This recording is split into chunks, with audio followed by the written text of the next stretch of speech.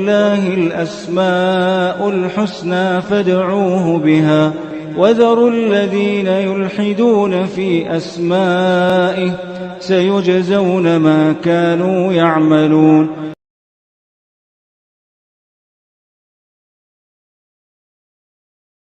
بسم اللہ الرحمن الرحیم الحمد للہ رب العالمین وبہ نستعین وصلی اللہ وسلم علی سید الانبیاء والمرسلین وعلی آلہ واصحابہ اجمعین ومن تبعہم بإحسان الی یوم الدین اما بعد. اللہ سبحانہ وتعالیٰ کی اسماء حسنہ اور صفات علیہ سے متعلق انشاءاللہ اس کی ایک عظیم صفت الحفظ. الحفظ یہ بہت معروف لفظ ہے، جیسے ہم لوگ اردو زبان میں کہتے ہیں حفظ قرآن. الحفظ بہت معروف لفظ ہے. الحفظ یہ اللہ رب العالمین کی صفت ہے اور اللہ سبحانہ وتعالیٰ کا نام ہے. اسی سے الحافظ یہ اللہ تعالیٰ کا نام ہے، یعنی اسے التعبد جائز ہے. جیسے عبد الحافظ ایسے نام رکھ سکتے ہیں. بھلے ہی ہمارے معاشرے میں عبد الحافظ، میرے علم میں کسی کا ایسا نام نہیں ہے، لیکن عبد الحافظ ایسے نام رکھ سکتے ہیں کیونکہ الحافظ اللہ تعالیٰ کا ایک عظیم نام ہے. اور الحفیظ اسی سے نام ہے، یہ بھی اللہ رب العالمین کا نام ہے. الحفیظ، الحافظ. الحفظ یہ اللہ رب العالمین کی صفت ہے، یعنی الحفظ یہ جو اللہ رب العالمین کی صفت ہے اسی سے اللہ تعالیٰ کا نام بنا ہے، ایسا نہیں ہے. وہ نام بھی مذکور ہے قرآن اور حدیث میں. یہ بات کیوں کہی جاتی ہے؟ اللہ تعالیٰ کی کوئی بھی صفت پڑھتے ہیں تو اس سے اس کا نام بنا لیں گے، ایسا نہیں ہے نا. جو بھی اللہ کا نام ہوگا اس سے اللہ کی صفت بنتی ہی ہے، لیکن اللہ سبحانہ وتعالیٰ کی جو صفت ہوگی اس سے نام بھی بنا لیں گے، ایسا نہیں ہے. یہ تو ہم بارہا کہہ چکے ہیں. تو الحفظ جو اللہ تعالیٰ کی صفت ہے اسی وجہ سے الحافظ نام ہے. الحفظ نام بنا نہیں، وہ خود کتاب و سنت میں مذکور ہے. الحفظ اس کا عربی زبان میں معنی کیا ہے؟ اس کا معنی یہ ہے، ابن فارس رحمہ اللہ، احمد ابن فارس، یہ بہت معروف لغوی ہیں، بہت معروف لغوی. ان کی کتاب ہے معجم مقاییس اللغہ، عظیم لغوی ہیں. تو اس میں انہوں نے، یہ 5 صدی ہجری کے ہیں، 409 پر 4 ہجری سے وفات ہے ان کا، یا 409 پر 5. تو اس میں انہوں نے یعنی حافظہ اس فعل کے تحت انہوں نے یہ معنی لکھا کہ الحاء والفاء والضاء اصل واحد يدل على مراعاة الشيء. یعنی کسی چیز کی نگرانی کرنا، کسی چیز کی نگہبانی کرنا، کسی چیز کی حفاظت کرنا، کسی چیز کی رعایت کرنے میں، حفاظت کرنے میں غفلت نہیں برتنا، یعنی اس کے تعلق سے ایک محافظ بن جانا، یہ معنی ہے اس کا. عربی زبان میں کہا جاتا ہے التحفظ. تحفظ کہتے نا، تحفظ سنت، تو تحفظات عربی زبان میں جب کہتے ہیں التحفظ، معنی یہ ہے قلت الغفلہ، اس میں غفلت نہیں ہونی چاہیے. عربی زبان میں کہتے ہیں الحفاظ. الحفاظ یعنی المحافظۃ علی الامور، معاملات کی نگرانی کرنا، کسی بھی چیز کی نگرانی کرنا، حفاظت کرنا. اللہ تعالیٰ کے لیے الحافظ الحفیظ جو بولتے ہیں تو اس کا معنی کیا ہوگا وہ آگے بتاؤں گا. عربی زبان میں جو الحفظ کا جو معنی ابھی میں نے آپ کو بتایا، اس عام معنی میں بھی یہ استعمال ہوا ہے قرآن میں. مثال کے طور پر سورۃ یوسف ہی میں کئی جگہ پر یہ لفظ آیا ہے، اللہ سبحانہ وتعالیٰ کے لیے بھی اور بندے کے لیے بھی عمومی معنی میں. مثلا یوسف علیہ السلام کے جو اخوان ہیں، ان کے جو بھائی تھے، یعقوب علیہ السلام سے یوسف علیہ السلام کو لے کر کے گئے نا گھومنے کے لیے، کھیلنے کے لیے.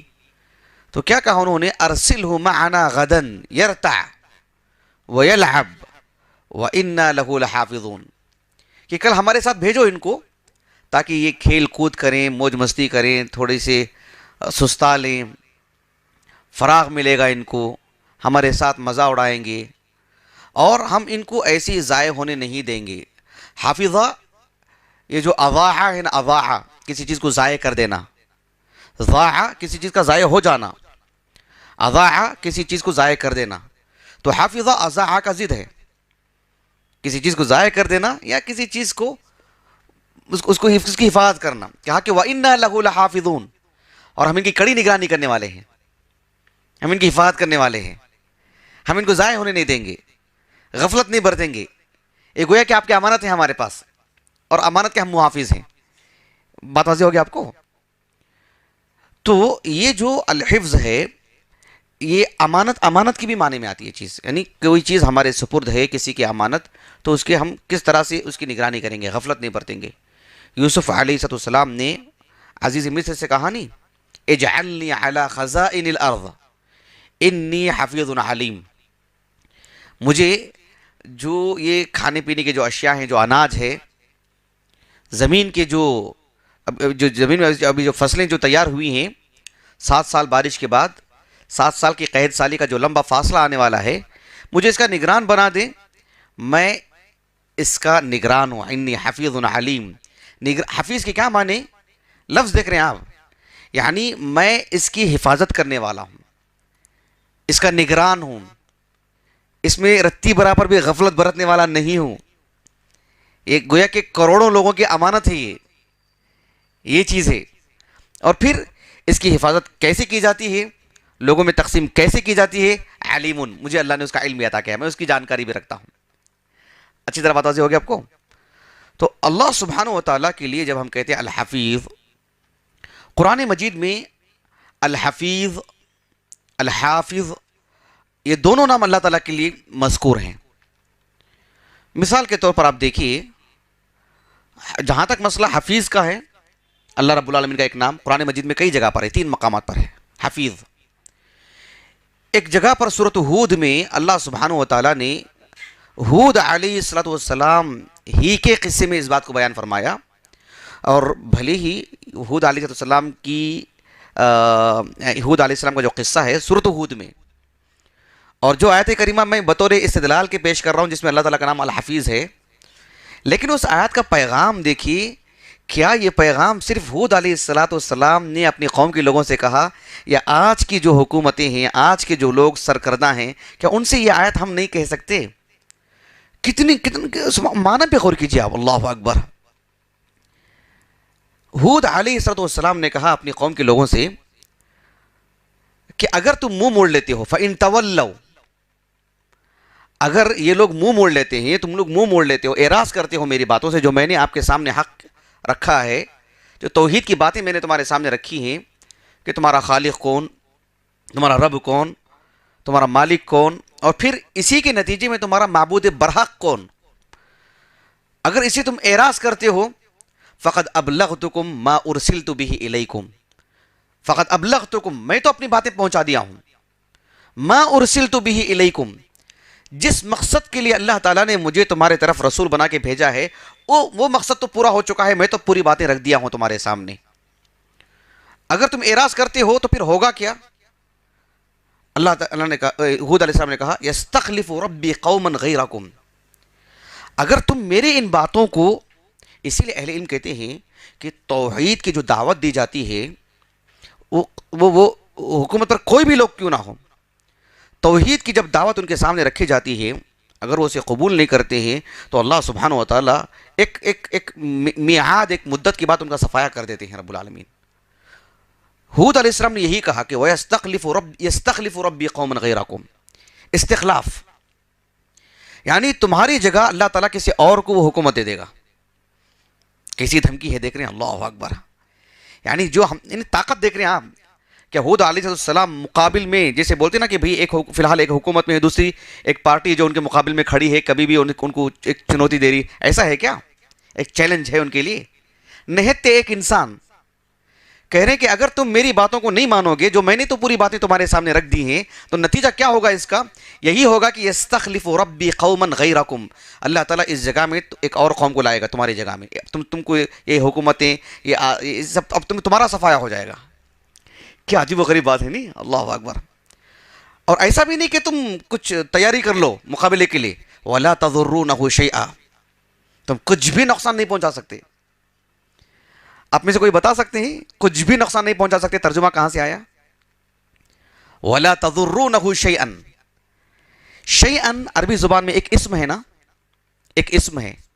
دیکھیے یہ یعنی قرآن مجید کو سیکھنے کے لیے عربی زبان ضروری، اور عربی زبان ہی کافی نہیں ہے، قرآن کی زبان بھی سیکھنا ضروری. یہ شاید دقیق فرق میں درمیان میں بتا دے رہا ہوں. یعنی عرب لوگ ہم کو کیا کہتے ہیں؟ عجم. کیا معنی عجم کے؟ وہ کیا عرب کا ضد ہے کیا؟ جیسے رات کی ضد کیا ہے؟ دن. مرد کی ضد کیا ہے؟ عورت. سفید کا ضد کیا ہے؟ سیاہ کالا رنگ. تو کیا عرب کا ضد عجم ہے کیا؟ تو عرب کے معنی بولنے والے کے ہیں کیا؟ نہیں نا. عرب اپنے ماں سوا دنیا کے سبھی لوگوں کو عجم اس لیے کہتے تھے کہ بھائی جس طرح سے ایک جانور ہے، جانور صرف آواز نکال سکتا ہے، گفتگو کر سکتا ہے کیا؟ گفتگو تو ہماری ہے اصل، ہم اصل میں گفتگو کرتے ہیں. گفتگو کا معیار تو ہم سے سیکھو. تمہارا گفتگو کرنا ایسی ہوگا کہ تم عجم ہو، جانور ہو تم.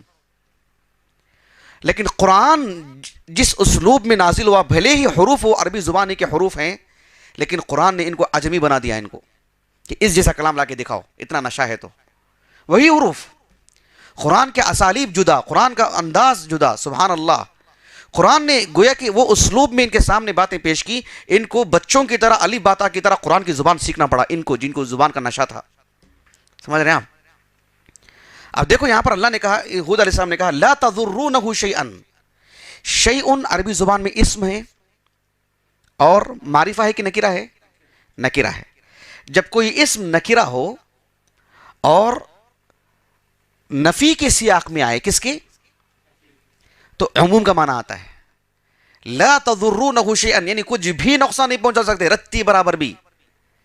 جیسے نا وما ربک بظلام للعبید، تمہارا رب رتی برابر بھی ظلم کرنے والا نہیں ہے. ما جعل علیکم فی الدین من حرج.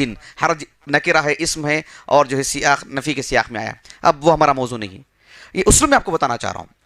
اور عربی زبان میں کوئی اسم جب نکرہ ہوتا ہے نا، اس کی کئی معنی آتے ہیں. کبھی نکرہ آتا ہے اسم معاملے کو بڑا بتانے کے لیے، اولئک علی ھدی من ربہم. سمجھ رہے ہیں آپ؟ فأذنوا بحرب من اللہ ورسولہ. حرب اسم ہے، نکرہ ہے، لیکن عظمت کے لیے، بڑی بات بتانے کے لیے. کبھی اسم نکرہ ہوتا ہے اور بالکل تقلیل، تحقیر، کسی چیز کو حقیر بتانے کے لیے. وَلَنَبْلُوَنَّكُمْ بِشَيْءٍ مِّنَ الْخَوْفِ. شیئن دیکھ رہے ہیں اسم ہے، نکرہ ہے، یعنی ہلکی پھلکی چیز. بھائی 2 روپے آپ سے لے جائیں گے اور آزمایا جائے گا آپ کو. کروڑ روپے نہیں، 2 روپے لے کے آزمایا جائے گا آپ کو. سمجھ رہے ہیں آپ؟ تو یہاں کہا کہ لا تضرونہ شیئا، یعنی شیئن وہ جو نکرہ ہے نا، اس کو کہتے ہیں تحقیر کے لیے، تحقیر. نہیں رتی بر، تمہارے پاس کوئی حیثیت ہی نہیں ہے، کسی طور پر بھی تم جو ہے مطلب نقصان نہیں پہنچا سکتے. اور کہا ان ربی علی کل شیء حفیظ، میرا رب ہر چیز سے متعلق حفیظ ہے. یعنی تمہاری ایک ایک نیکی، ایک ایک برائی، تمہارا قول، تمہارا فعل، تمہاری چلن، تمہاری نگاہیں، تمہارے وساوس، ایک ایک چیز کا محافظ، ایک ایک چیز کی نگرانی کی ہے رب العالمین نے. کوئی چیز جائے تم کیسے، سب کو اللہ کو معلوم ہے. اللہ اکبر. تم ہیں ایک بڑی تعداد میں لوگ، تمہارے لیل و نہار، تمہارا ایک ایک پل، ایک ایک لمحہ، سب اللہ کی محفوظ، سب اللہ کے پاس محفوظ ہے. اللہ حفیظ ہے. اللہ اکبر. کیسے نام استعمال کیے دیکھ رہے ہیں آپ؟ کچھ بھی نہیں کہہ دی ان ربی علی کل، ایسی کچھ بھی نام نہیں، ایک بالکل جچی تلی بات. ان ربی علی کل شیء حفیظ. اللہ اکبر. پتہ سے ہو گیا آپ کو؟ اللہ سبحانہ و تعالیٰ کا نام الحافظ، یہ بھی سورۃ یوسف میں موجود ہے.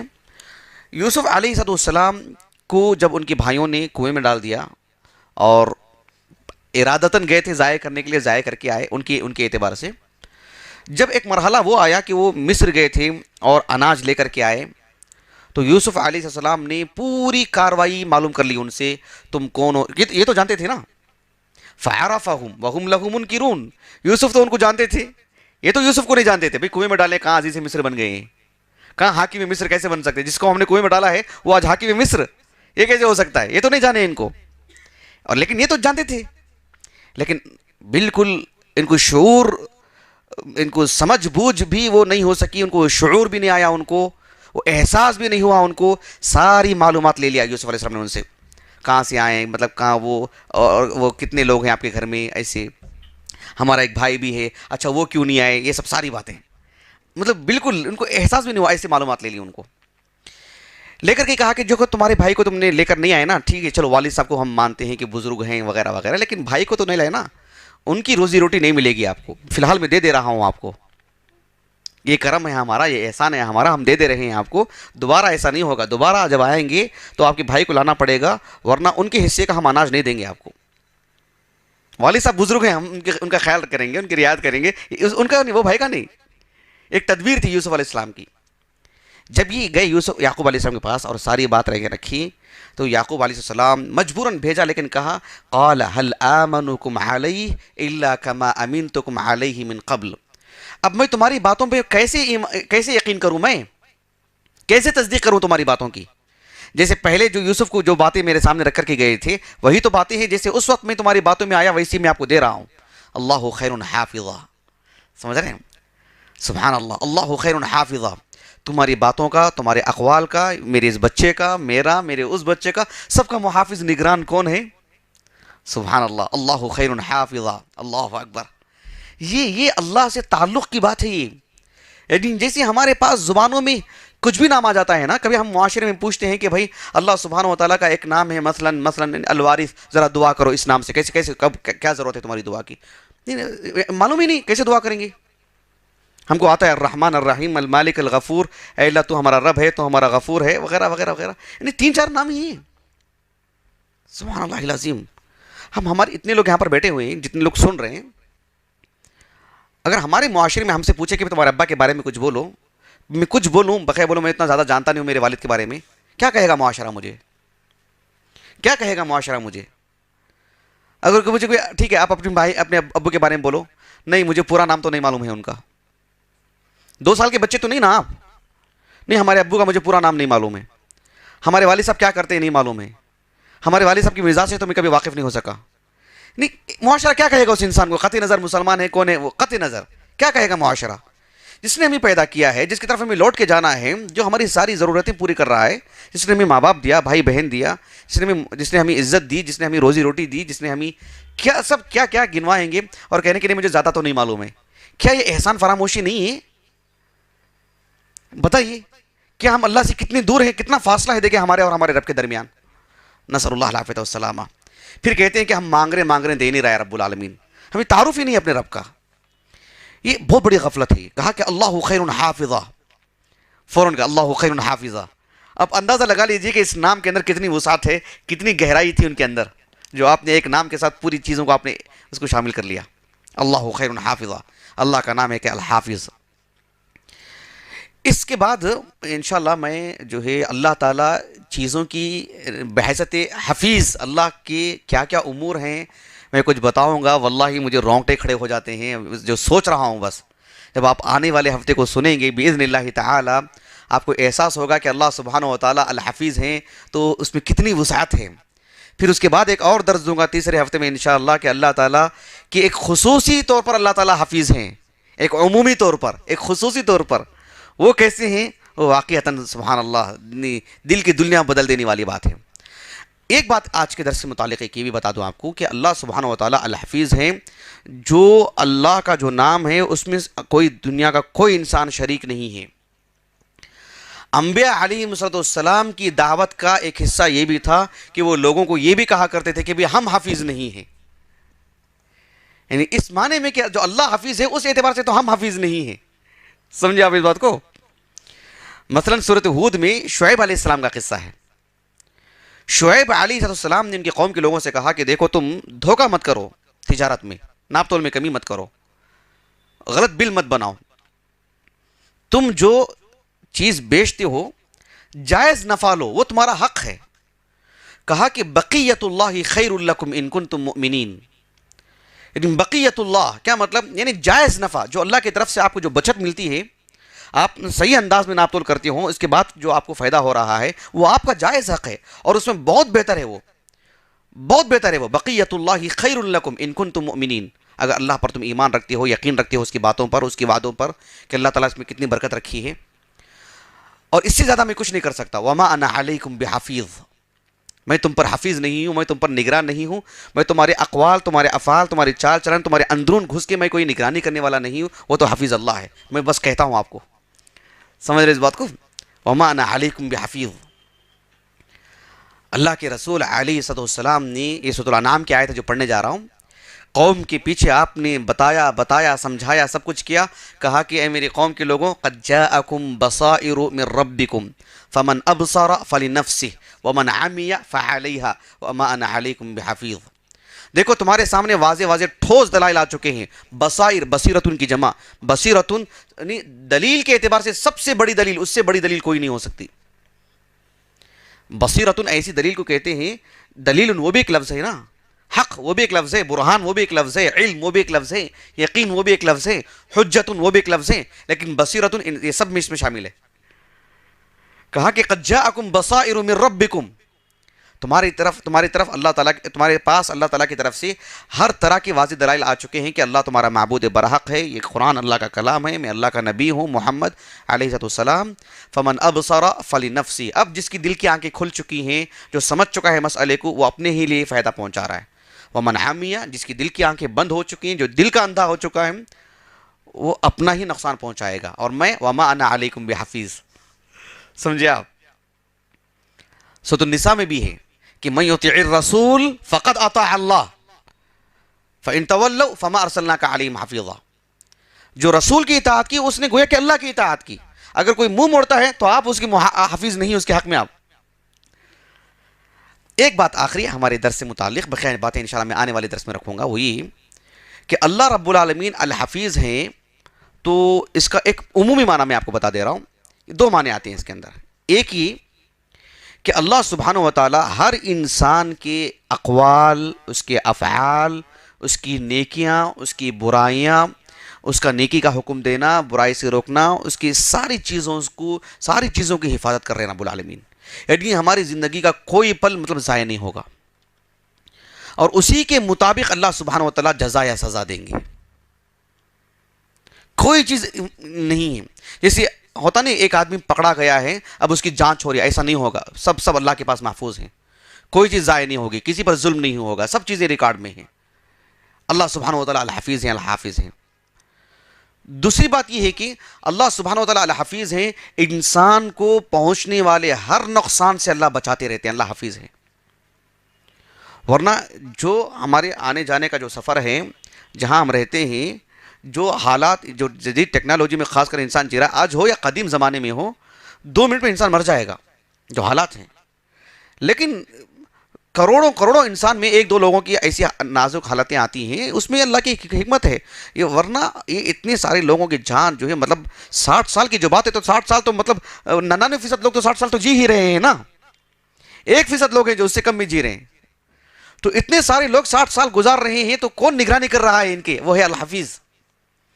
تو الحفیظ کا یہ ایک معنی بات واضح ہوئی آپ کو، تفصیل میں آنے والے ہفتہ بتاؤں گا انشاءاللہ۔ اور ایک بات یہ بھی معلوم کر لیں کہ اللہ تعالیٰ الحفیظ ہے، تو دنیا بھر کے کفار کے لیے اللہ رب العالمین الحفیظ ہیں، وہ اللہ کی عمومی طور پر اللہ حفیظ ہیں ان کے لیے، اہل ایمان کے لیے اللہ تعالیٰ خصوصی طور پر حفیظ ہیں، وہ کیسے، اس کی تفصیل میں آگے بتاؤں گا انشاءاللہ۔ تو بقیہ تفصیلات آنے والے ہفتے میں کچھ، اس کے بعد والے ہفتے میں کچھ انشاءاللہ میں آپ کے سامنے رکھوں گا۔ سبحانک اللہم و بحمدک، اشہد ان لا الہ الا انت، استغفرک و اتوب الیک۔